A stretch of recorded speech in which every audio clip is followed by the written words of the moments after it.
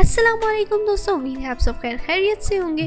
آج فورستان آپ کے لیے لایا ہے فرائیڈ چکن کی بہت ہی مزیدار سی ریسیپی۔ تو اس کے لیے آپ کو چاہیے 1 کپ بٹر ملک، آدھا ٹی اسپون ادرک کا پاؤڈر، آدھا ٹیبل اسپون سرخ مرچ پاؤڈر، آدھا ٹی اسپون لہسن کا پاؤڈر، اور اس کے علاوہ آپ کو چاہیے نمک حسب ذائقہ، 1 ٹی اسپون پیپریکا پاؤڈر، آدھا ٹی اسپون سفید مرچ پاؤڈر، آدھا ٹی اسپون کالی مرچ پاؤڈر، اور آدھا ٹی اسپون سوکھا دھنیا پاؤڈر، اور 1 ٹیبل اسپون سویا ساس۔ ان تمام چیزوں کو آپ مکس کر کے ایک بیٹر بنا لیں گے اور اس میں اپنے چکن کو ہم نے کوٹ کرنا ہے۔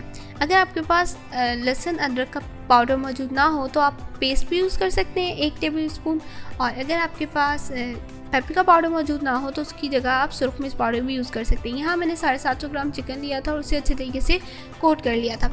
چکن کوٹ کرنے کے بعد آپ نے اسے 4 سے 6 گھنٹے کے لیے ریفریجریٹر میں میرینیٹ کر کے رکھ دینا ہے، اور 4 سے 6 گھنٹے بعد ہم اسے نکالیں گے اور اس پہ کوٹنگ کریں گے۔ کوٹنگ کے لیے ہمیں چاہیے 2 کپ میدا، آدھا ٹیبل اسپون لال سرخ مرچ پاؤڈر، آدھا ٹی اسپون سفید مرچ پاؤڈر، آدھا ٹیبل اسپون کالی مرچ پاؤڈر، آدھا ٹی اسپون لہسن کا پاؤڈر، آدھا ٹی اسپون ادرک کا پاؤڈر، اور ان تمام کی تمام چیزوں کو آپ مکس کر لیں گے، اور آدھا ٹیبل اسپون ہم نے یہاں پیپریکا پاؤڈر بھی شامل کر دینا ہے اس کوٹنگ مکسچر میں۔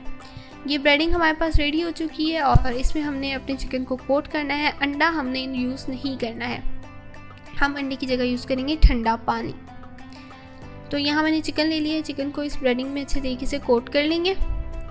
فرسٹ کوٹنگ آپ نے اس کی دینی ہے، اس مکسچر کی اچھے طریقے سے کوٹ کرنا ہے اور اسے جھاڑ لینا ہے تاکہ ایکسٹرا بریڈنگ اتر جائے۔ اس کے بعد آپ نے 10 سیکنڈ کے لیے ٹھنڈے پانی میں اس چکن کو ڈپ کرنا ہے، پھر اسے نکالنا ہے اور وہی پروسیس دوبارہ سے ریپیٹ کرنا ہے۔ بریڈنگ مکسچر میں کوٹ کریں گے اور پھر ٹھنڈے پانی میں ڈالیں گے،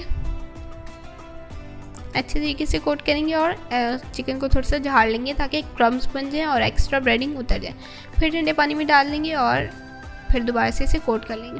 آپ نے یہاں یہ فکر نہیں کرنی کہ ٹھنڈے پانی میں ڈالنے سے بریڈنگ اتر جائے گی، بالکل بھی نہیں اترتی، چکن بہت اچھے طریقے سے کوٹ ہوتا ہے۔ یہاں پر ہم نے اس طرح سے یہ دیکھیں بہت اچھے سے کرمز بن جائیں گے، اور اس طرح سے ہم نے سارے چکن کو کوٹ کر لینا ہے، اور اس کے بعد ہم نے اسے ڈیپ فرائی کرنا ہے میڈیم فلیم پہ۔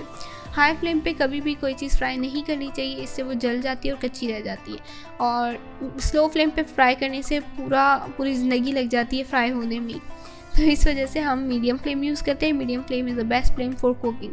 یہاں ہمارا چکن بہت اچھے طریقے سے ریڈی ہو چکا ہے، اور اگر آپ کو یہ ریسیپی پسند آئی ہو تو اس ویڈیو کو لائک کریں، چینل کو سبسکرائب کریں، اور اپنی رائے کا اظہار کمنٹ سیکشن میں ضرور کیجیے گا۔ تو چاہوں گی آپ سے اجازت، اور ملیں گے اب آپ سے نیکسٹ ویڈیو میں، تب تک کے لیے اللہ حافظ۔